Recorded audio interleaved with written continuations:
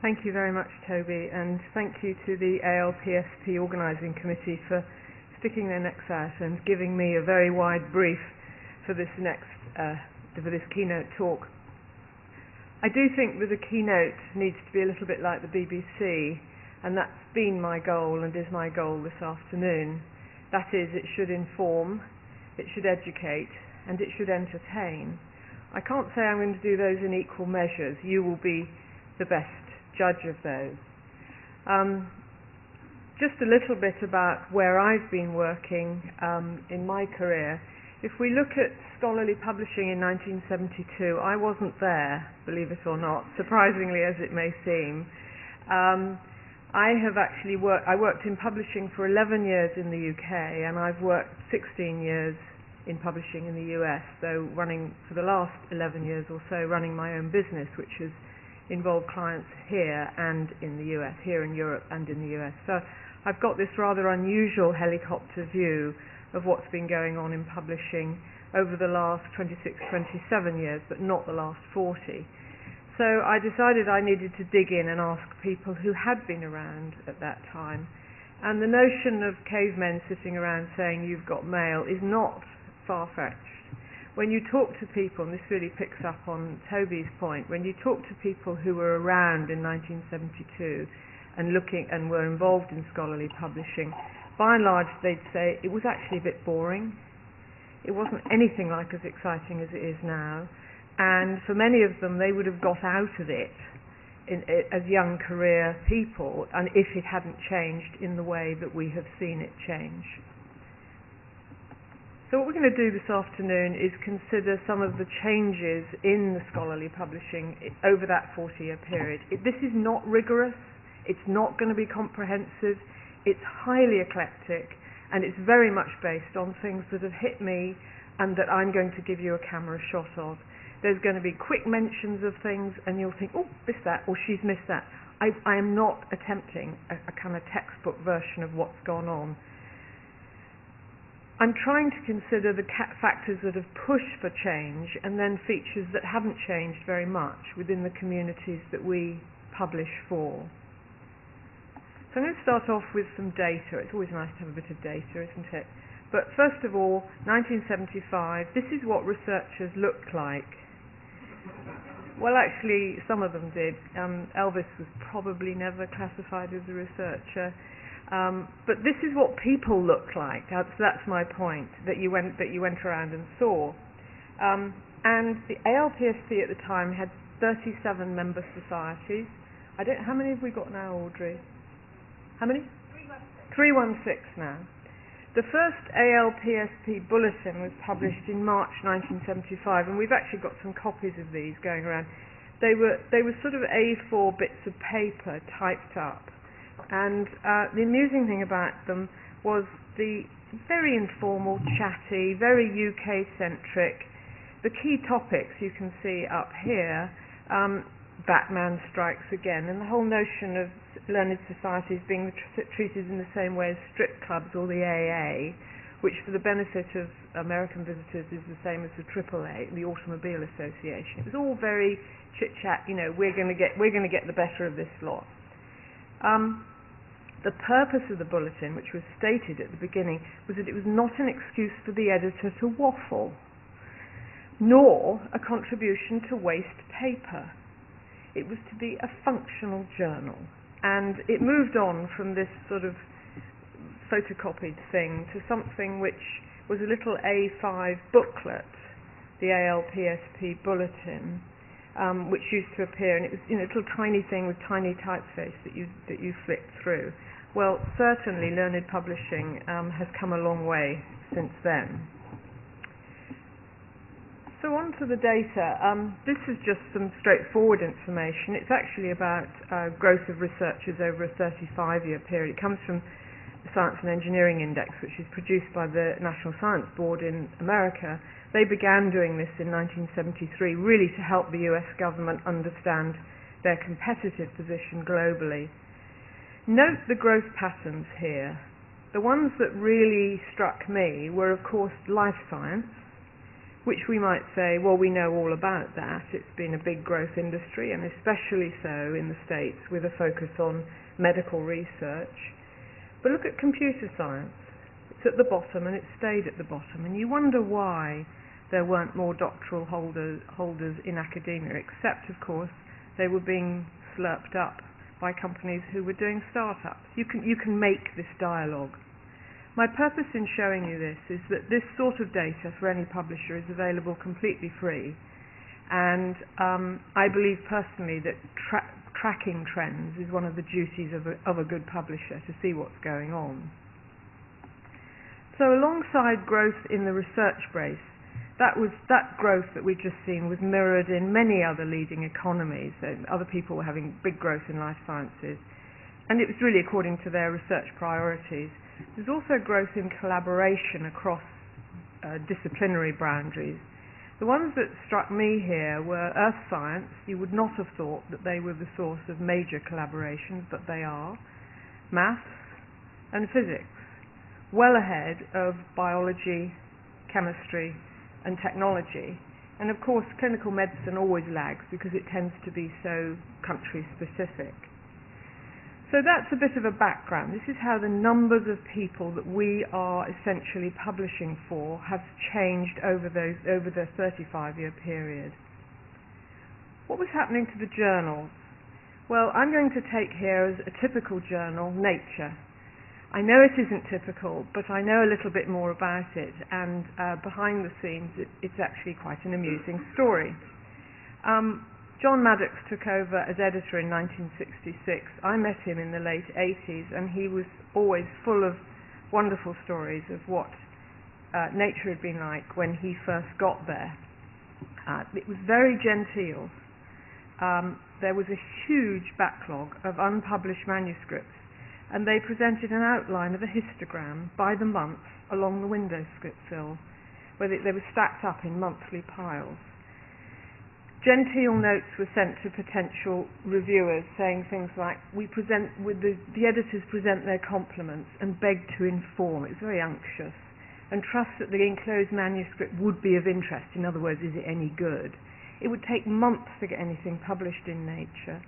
And on top of that, there was often use of what was described as the editorial we, which I think Mark Twain happily disbanded by saying that only presidents, editors, and people with tapeworms had the right to use. John got rid of the we. He got rid of lots of other things. The editor at the time had the habit of cramming these manuscripts. He'd grab all those, this is John's description, which is always very amusing, cramming them into his coat pockets and distributing them among the all-male scientific mandarins over lunch at the Athenaeum, which is a club for the great and the good. Nature's changed a lot since then, but it's an interesting cameo shot of how life was. By 2012, this is a fast forward, this is a statement from a journal that's published, I believe, by one of the attendees here.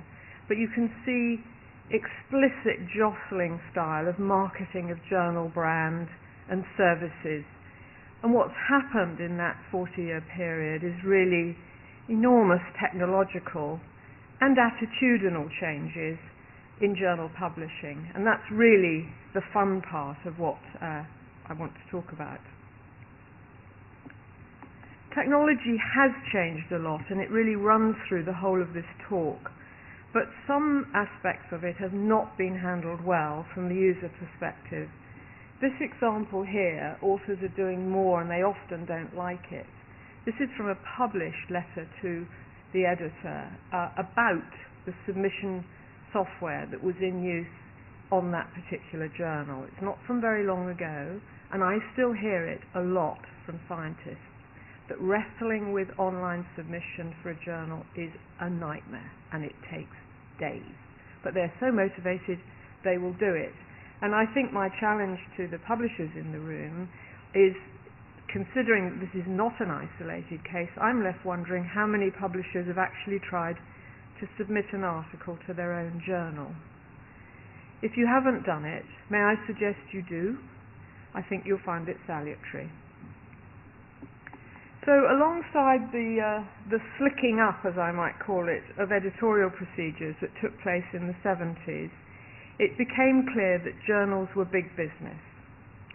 And Heinz Barschel was a professor at the University of Wisconsin and a member of the APS, which is also a member society within AIP, and he noted a broad range of prices charged for physics journals. He was on the library committee at the university.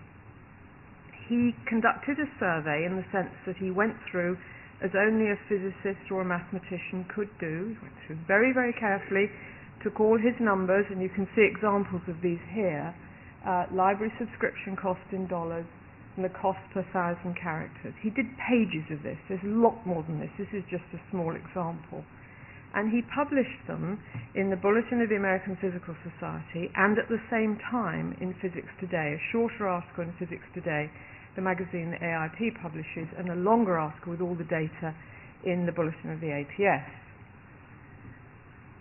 The tables listed the journals in order of increasing cost per character and increasing cost per impact. And so if you go down to here, you can see in this particular table who the bottom one was. It happened to be Gordon and Breach. Gordon and Breach didn't like this, and this is my first example of publishers behaving badly, very badly indeed. Gordon and Breach sued Heinz Barschel, the author, American Institute of Physics, and the American Physical Society, all three of them in 4 countries. They focused on countries where there were rules about comparative advertising, but their claim was that this article that simply presented data on cost, constituted at the start of a continuous promotional campaign waged by the AIP and APS against them, with the aid of Barschel's survey results.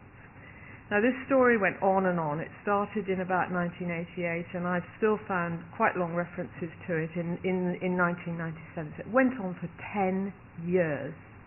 We had publishers suing each other over statements of fact.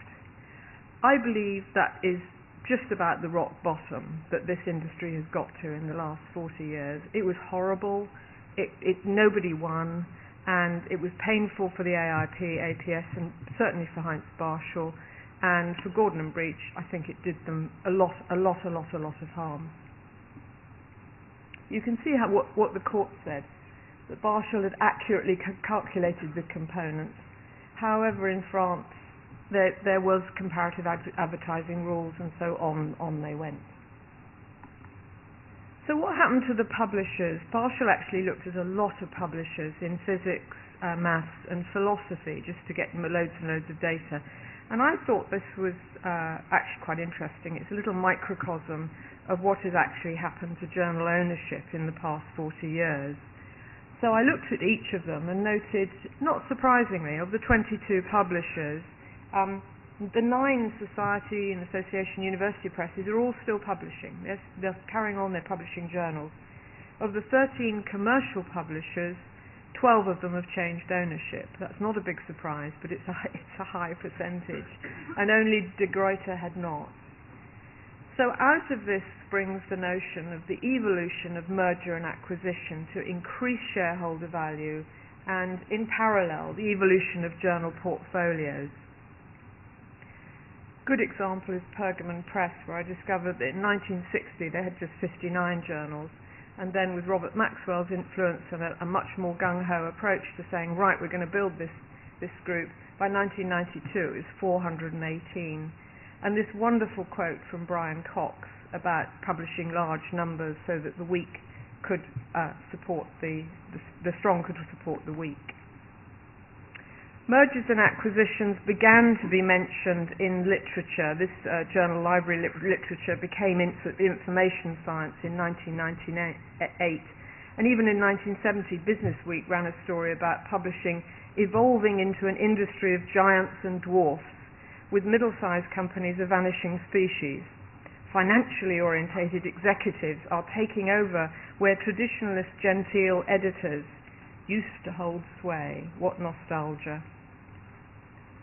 One person who's done a fairly recent 2007 study of the picture on acquisitions and mergers is Munro, and this is her table from 2007, which, as you'll hear about later, was actually a peak time for mergers and acquisitions within our industry. And I think the table well presents who owned who in 2007 and who's merged with whom, who's taken over whom. Larger assets are in fewer hands. So in her work, she identifies 60 merger and acquisition events just in 1998 and 1999, with more than 20 billion spent by companies to buy other companies. So merger and acquisition was coming out of all of this change and the growth of journals and scholarly publishing as an industry. I'm going to move on now and talk a little bit about the factors that shaped that change, some of the external factors that have shaped and even constrained development of scholarly publishing over this period. Just a little bit more on data. If you look at this, this data from Michael Mabe and Eamon, in some sense it's obvious, isn't it? This is an obvious graph, given what you've just seen about the growth in researchers within the US and the other leading economies. So it's bound to be. There's more stuff to publish. Then you look at this one, and you see falling budgets, and you say, so what's a consequence of that? Well, a consequence of that was bound to be a serials crisis. There were falling library expenditure. With that, accelerated price rises began in the late 70s, triggered by inflation, also fluctuations in foreign exchange rates and other factors, perhaps mergers. Personal subscriptions, which journals had relied upon, began to decline because of their high sensitivity to price changes, and this caused a precipitous decline in revenues. To cover the costs, publishers increased their subscription prices to libraries, where the demand was deemed to be much less sensitive to price changes. And voila, you have the serials crisis. The other feature, I think, of the last 15 to 20 years has been shifts in funding priorities, growth of interdisciplinary areas, and I've defined interdisciplinary on this slide as being solving problems whose solutions are beyond the scope of a single discipline or area of research practice. This is some quite interesting data from the US and from Europe, based on NIH, National Science Foundation, and Cordis, a European Union funding data collector. It really shows you a lot about some of the massive growth in funding of some of these interdisciplinary areas, certainly a feature of the journals landscape over the recent years. The other big external factor that you will know well about, and I'm not going to dwell on it very long, is rise of China. In this table you can see Asia 10, which includes China and Japan, and the Asia 8, you can see what curve that makes, which is that 10 minus China and minus Japan. China as a huge force for production of research, and a need for publishers to embrace and engage with what in the early days was described in Britain as the Far East, which always makes me think about people with pith helmets on, but that's another story. A recent report from the Royal Society, very good report, actually also summarised this by doing some just looking hard at citation data and making some extrapolation so that you could see from data in the Scopus database the authors describe these dramatic changes. And obviously certain countries show leadership in specific fields, such as China in nanotechnology, Brazil in biofuels, but the scientifically advanced nations at the moment continue to dominate, and they dominate in quality. whereas the growth in quality is coming through from these new groups. But the potential for China to match US output in terms of sheer numbers is clear, as we well know. Meanwhile, Brazil, India, South Korea are following fast behind and are set on the basis of these simple extrapolations, which obviously won't happen, they're just straight line extrapolations, to surpass the output of France and Japan by the start of the next decade. That's quite stunning, to surpass France and Japan by the start of the next decade. I thought I'd look at one discipline, and I did really select this at random. I thought, wonder what chemistry's been like. So I pulled out some data, again this is from the National Science Board, who was extremely helpful, for the period from 1981 to 2009. This just looks at number of articles published in chemistry, 81 to 2009. And you can see, I had no idea this was going to happen, that China has already overtaken the US in production of chemistry articles. The traditional leaders, which I suppose you would say would be Germany, Japan and the US, they've continued to grow, but they've simply been overtaken in this area by China in sheer numbers. And clearly numbers, quality will follow in due course. Technology, well, the whole talk could have been all about this. So what I've decided to do here is take a few camera shots of what has happened over this 40-year period and just try and give you a flavour of how radically things have changed. I'm going to start off with something I dug up, Audrey helped me, from the Publishers Association, who were regularly doing surveys of publishers, asking them for lots of information. This is based on a survey in 1997 of 51 UK-based publishers of about 1,300 journals. They were asked all sorts of, it was a very tedious survey. I looked at it and I thought nobody'd actually do it these days, but this devoted group had done it. Look at this, downward spiral of declining subscriptions and increased prices. That's just been a feature all the way through this period, and we know why. We absolutely know why. The average price for a full rate, that was an institutional sub, was $2.40, but that was up 9% over the previous year. Can you imagine what would happen if that was true now?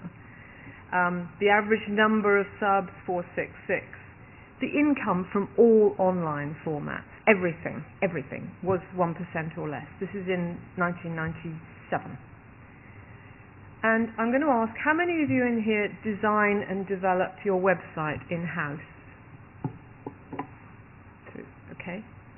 And how many of you own and maintain the hardware and software systems? Just a few. Now, I think if I'd asked that question, you can see the numbers here. If you'd asked that question in 1997, it would have been the vast majority. Everybody was out there saying, we've got to hire IT people, we've got to build our own, and then when we've built it, they're all going to come. Yeah, they're all going to come. We're just going to put it up and they'll all come. And this was a popular perception around the late 90s, that you didn't actually have to do anything to bring people to your website. You just built it, and you built the most unusual, cranky thing, and somehow you'd expect people to come in and navigate it. So a camera shot of that. Customer base, remember these are UK publishers, so 50% of their customer base is UK and Europe, 30% US and Canada. I would say that was pretty low, but then I would. And the Pacific Rim, which sort of is akin to the Far East, we don't go there, was 10%, a small number. And all through this report, the conflict between academics' pressure to publish more papers, it's their fault, and the constraints on library budgets needs to be resolved urgently. That was what it was like in 1997. Meanwhile, I've often thought it's quite interesting to ask people who have nothing to do with our industry for their insights on what's going on in it and what might happen. And I discovered this little piece from Mackie Mason and Jankovic, who are both economists, so they've got no interest in publishing. But what could online enable? This was around 1996. And you can almost feel the enthusiasm of the economists behind this, can't you? In the first line, when they say, perfect price discrimination. What's better than that? Distinguishing user types, use type and quality. Fantastic. Have we done it? Don't think so. We can extract value from new services. The notion of hyperlinking, which of course is everywhere, that was very, very new. That was very new and exciting. And what about dynamic commentary? That took a long time to come, but the whole notion that the peer review process may not be it, and that you could carry on having further comments, and then you could revise the article, and it'd be fantastic. It'd be timely and dynamic. You can hear this voice coming through. And what about social filtering? This is the forerunner of social networking, really. Collect the ratings of users, and then based on some form of cluster analysis. Remember, Amazon weren't doing this at this point. Dynamically match one user's preferences to the preferences of others. There was a little piece of software called Firefly that's long since been gone, but this was quoted as a source of this. So these were really exciting times. If you were an economist, if you were a publisher, you were probably terrified. You were spending way too much money on all of this, and you didn't quite know where it was all going. The other thing that happened in 1996, this is a hobby horse of mine, and that is what I think were the origins of the big deal. There was a project called the Peak Project, which was the economics of e-delivery and the pricing of e-journals. It was done by Elsevier, predominantly with the University of Michigan. Remember that early pricing models, and some even now, still tightly link online and print. This was Elsevier's bold attempt, brave attempt in my view, to say, let's have a look at if we only had online, how could we price it, how could we bundle it, what could we do with it? And they clearly described, decisions on access are obvious. A librarian chooses a collection, and then the user decides from that collection what they'll see. Interesting. They went through an enormous amount of research. The Peak Project was a big, long project, much written about, and then at the end there was this rather, I felt in my mind, rather disappointed tone to the final wrap-up statement, saying the experiment was not definitive, as if, in its findings. It did establish certain principles that have influenced subsequent pricing models. The thing that happened was that in that project, Elsevier and its collaborators had a really good look at what their customers wanted. And what their customers loved was to have the whole database so that they could use all of it as and when they wanted. The other thing that came out of it from a number of the test sites, it wasn't all University of Michigan, there were a number of universities that were part of it, was that the librarians were choosing a selection of serials, but they actually weren't very good at it. Their users wanted a whole different set of things. And so a solution to that would be to say, have the whole lot. Have the big deal, because then you can use it. Your users want it. There was also discussion of choices, flexibility, statistical reports, and I'll come on to what the world was like. Statistical reports were very popular, and yet if usage is metered, it inhibits people through a concern of going over a budget. There was an elaborate piece about getting out your credit card, paying pay-per-view, fascinating, and in the end it was dumped, said no. However, I was really interested to read in the June ALPSP alert that now, at last, pay-per-view is probably cheaper than interlibrary loan. I think we could have told people that years and years ago, but there's been a lot of resistance within the publishing industry to convert to any kind of pay-per-view model on the notion that it may remove some treasure trove that's not being dug up. So I think that one, the jury is still out on that one. So the Peak Project, I think, was the origin of the big deal. I think that this publisher could see that by giving people everything, they could maximize everything. They could get more money, they could get more usership, and librarians would be happy. Everybody's happy. I might be wrong. So what about business models? Well, again, we could talk a lot about those. A lot of this has been enabled and flexed by technology. But money comes. Where does the money come from to fund our journals and our publications? We know it's subscriptions, advertising if you've got a large circulation or a group that an advertiser particularly wants to get at, rights and translations, there's still some of that, member fees, page charges, which are really, really a feature of US society journals, much more than in this country, and reprints. Reprints, I guess, now that's a lot of that's gone away, but people are still selling reprints to some of the clinical journals. Sponsorship, whether that's institutional or corporate, and freemium, that's an old hat thing. It's come out a lot in the blogs, but actually it's been around for years. I mean, freemium is really when you give people the abstract and then say, do you want to buy the rest of it? It's the same thing. Free for lower value commodity item and you pay for higher value service. But if you think hard about what we've seen in terms of the growth of research, the growth in researchers and the falling library budgets, open access is just a completely logical development from all of that. And if anyone could have stood back and clinically analysed it, I think they would have said, yes, that's how we have to go. But it's taken a long time to get there. I just want to talk to you a little bit about the first rock in the pond, as I call it. And that was eBiomed, which was a plan that was hatched by Harold Varmus, who was at that stage director of NIH, to produce a whole new publishing system for biomedical articles. He launched it, advertised it, talked about it in April 1999, and it had the features that are shown there on the slide. It was completely different. Peer review would be done by eBiomed editorial boards. Copyrights would be retained by authors. This was radical. It would be managed by a governing board, and you could see who's on the governing board, and you can see who's missing. No publishers in there at all. And the name was rapidly changed to PubMed Central in August 1999 because somebody else had got a journal called eBiomed, and I think Harold hadn't checked that somebody else had got that name. But anyway, and preprints would drop. The notion of having preprints for clinical research was seen as, no, we're not going to do that.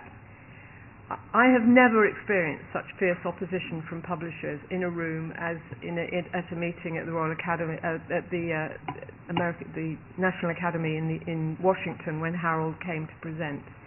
Absolutely apoplectic. It was a very good example of some of the bad communication strategies that have been used by all stakeholders over the 40 years. Harold came in, they presented this is what was going to happen, and you publishers can just go and do something else. You can do something else. You can do something that's higher value. You don't have to do this. He got somewhat depressed by the negative impact of this announcement. I think I can say that freely. And then popped up again in October 2003, having got funding and launching the Public Library of Science. And this statement from Harold Varmus, to change the culture we have to show that open online journals aren't poorly reviewed, low-level stuff. And really, PLOS Medicine and PLOS Biology were him putting that notion into practice. And we all know the results, the follow-up, the PLOS ones. And now, and here we are in 2011, I think this is glorious British understatement. I think it's wonderful. Publishers, some initially resistant to this OA notion, have now largely embraced open access, not least because most funding bodies now make it a requirement for their grantees. There's some real steel in the end of that. If you think about this for 2 seconds and then say, what do the researchers think? What do our customers, our users think? I think this slide well explains it. You only need to think about eBiomed and this huge resistance and all the very, very many meetings that we have all sat through over the past decade about open access and resistance to it, and then look at this, and blue means yes. And even chemistry, whom I view as some of the most, chemists I view as some of the most conservative of scholars are saying, yes, it would benefit us and our group if we had open access. And I think this really answers that question. What about return on investment? Just a few ways in which technology has enabled that. How many of you have ever been into a library where it says, do not reshelve the journals? Just put your hands up if you... Yes, it's going to be a smallish group. Okay. I always wondered what that was all about. And it really was a lot to do with tracking usage data. And now, of course, we have Counter, wonderful Counter. So Counter compliance has altered considerably anybody's ability to understand if their collections are being well used. How important is a journal article? It's another area that's really, technology has enabled us to develop a much broader, wider metric for all of that. Numerous measures are evolving and evolving now as we speak as a result of online technology. In my view, it's likely to result in a panel of metrics to account for the strengths and weaknesses of each, because none of them, I mean, everyone bashes the impact factor, but you can't really bash it until you've got something better to replace it with. I think we'll get profiles of articles or journals that describe uptake and diffusion through the research community. And then after all, some measures can easily be skewed and some measures can be gamed, we know that. So the usefulness of any particular metric, and there are lots of them, there's just masses of them, I haven't got all of them there, the usefulness of them may vary from field to field, depends a lot on what the users are like. And data sources and digital address are not always reliable. I'm going to turn now, and this is why this talk is so eccentric, something I feel very strongly about, which is access from the developing world. The impact of technology on developing world and whether what we have we are able to share. Now, what we know, this is a map of the Hinari institutions. How many people are registered are Hinari publishers? Okay, good. It's all about providing research in formats that are used by the developed world, and then they're passed along for researchers in the developing world. Hinari, Research for Life, all of them are wonderful steps in the right direction. My question is, can't we do better? Because I feel that so often uploading thousands of journals into a site, someone at the other end who's trying to access something quite specific, they struggle. And it is often described as like taking a drink from a fire hose. Here's an example. I did a piece of work some years ago for a tropical health research agency, and to start the work off, I said to them, they'd got a number of researchers that they were funding. So let's ask them how long it takes to upload your homepage. Right? They thought they were great. It was simple. It's absolutely destroyed by the fact that in the Middle East and Africa, for a large proportion of their researchers, it was taking 16 seconds or more simply to upload their homepage. And I know things have changed, I know things are getting better, but I still feel, can't we improve on this?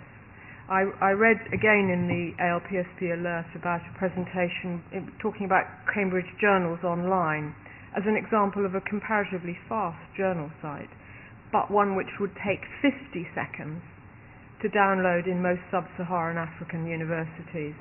However, Cambridge Journal's online mobile is also on the site, and that takes only 2 seconds to download.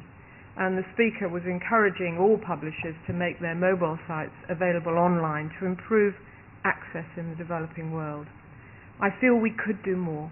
I just feel, I know there are other priorities, but this strikes me as very important, particularly now the United Nations has formally backed universal open access to the biomedical literature as a crucial tool for human development.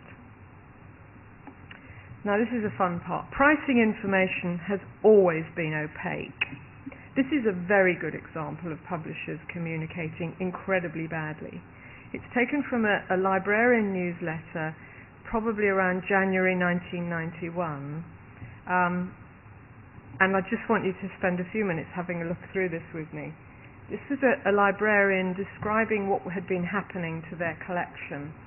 So Pergamon's whatever was increasing from $375 to $825. I went and looked at the article page count, just to be perverse, to see what did you get when you paid a lot more. Bear in mind, there are also foreign currency fluctuations, so this is not just avarice coming out. Minerals and engineering is more than doubling, page count increasing. And then this third bullet is just fantastic. You can hear this poor librarian saying, applied economics is going up from $425 to $730.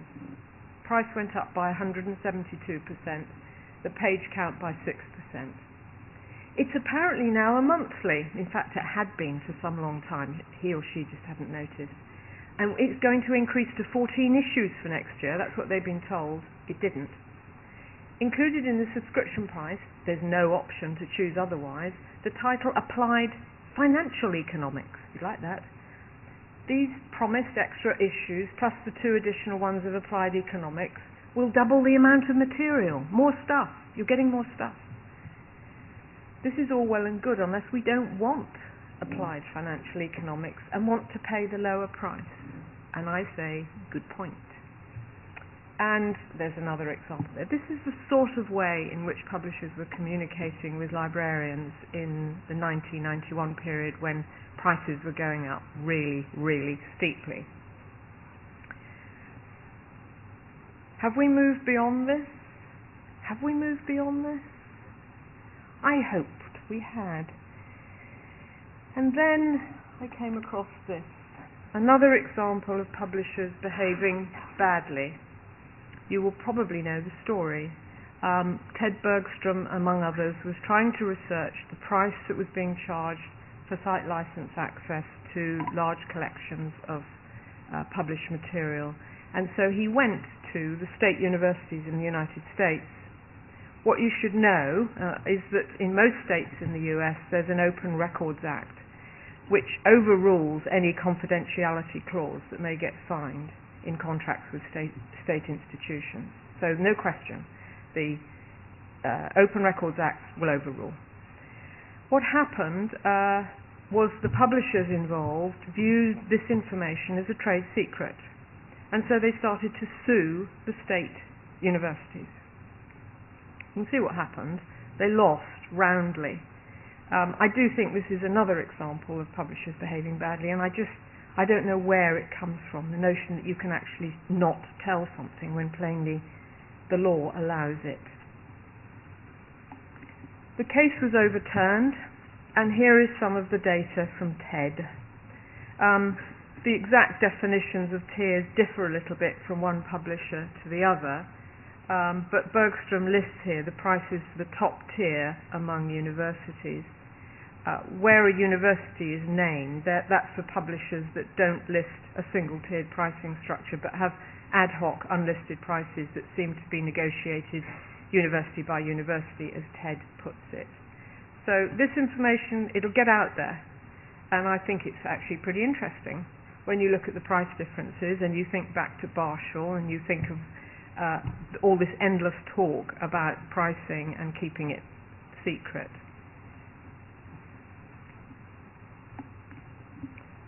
I've bashed away a little bit at some of the commercial publishers, and given my experience, which over the recent years has a lot been with society and association publishers here in Europe and in the States, these are just observations. They really are my personal view on what the strengths and weaknesses are of society and association publishers.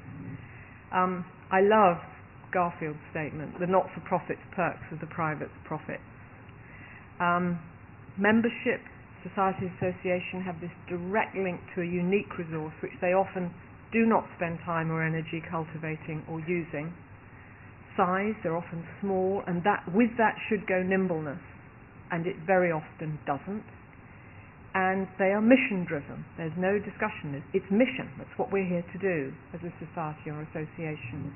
Those are such positive things. But in my experience, they're often slow, very slow, short-sighted, usually only a one-year budget, which to my mind in this current economic climate is very silly. There's weak marketing and market research, if indeed there is any market research.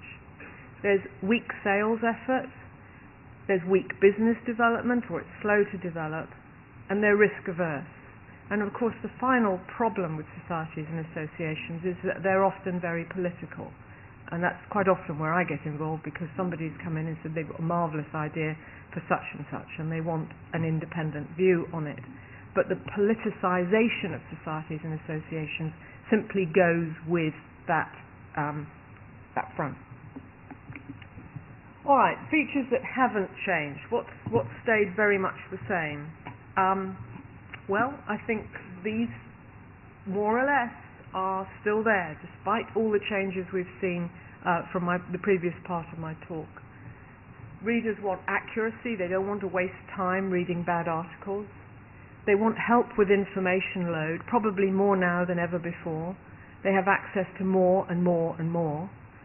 So well-written arguments, filtration, reviews, customized content are all things that readers really like.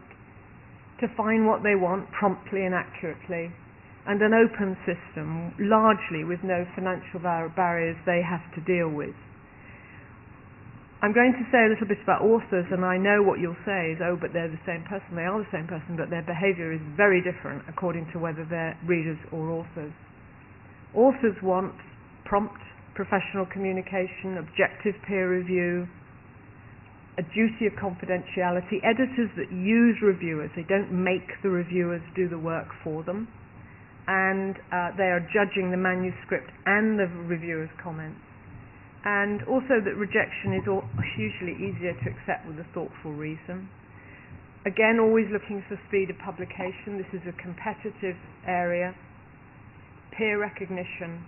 And of course, most authors, they don't want the nice distilled bits. They want all their ideas out there in full and widely disseminated.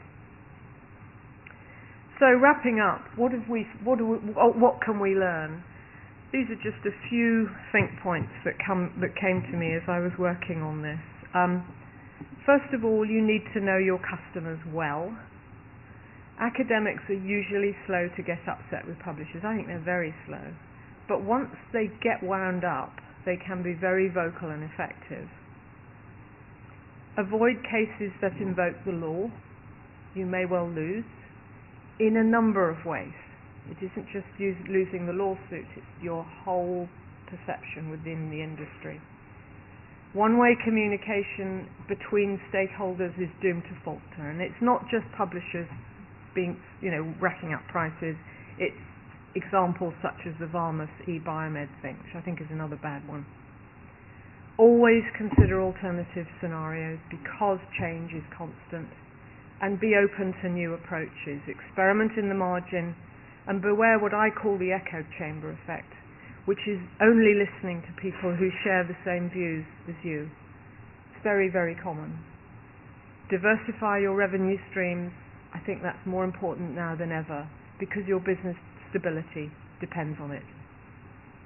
Thank you very much for your attention, for being a great audience. I hope this provides a bit of a prelude to what I'm sure will be a very exciting conference. Questions?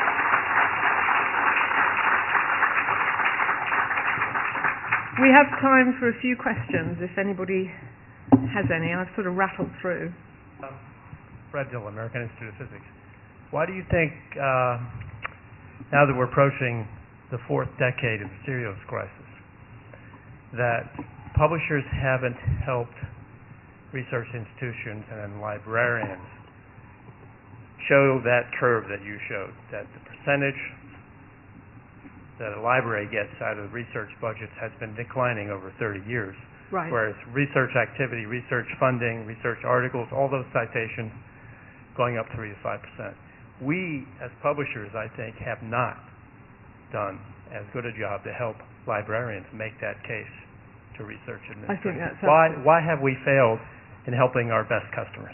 I think some of that has been a slow realization that institutional libraries were the best customers, because if you look back at the beginning of that period, personal subscriptions were a big source of revenue. Then there was the shock horror, those had gone, and then finally you've got your institutions. I agree with you, I don't understand why publishers have not tried to engage more with librarians in helping that out. I don't know the answer to that, Fred. Do you?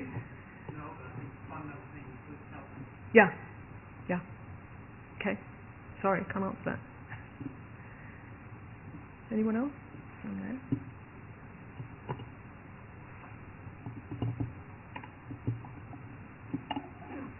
I'm Nikki Whitsted and I'm Director of Library Services at the Open University.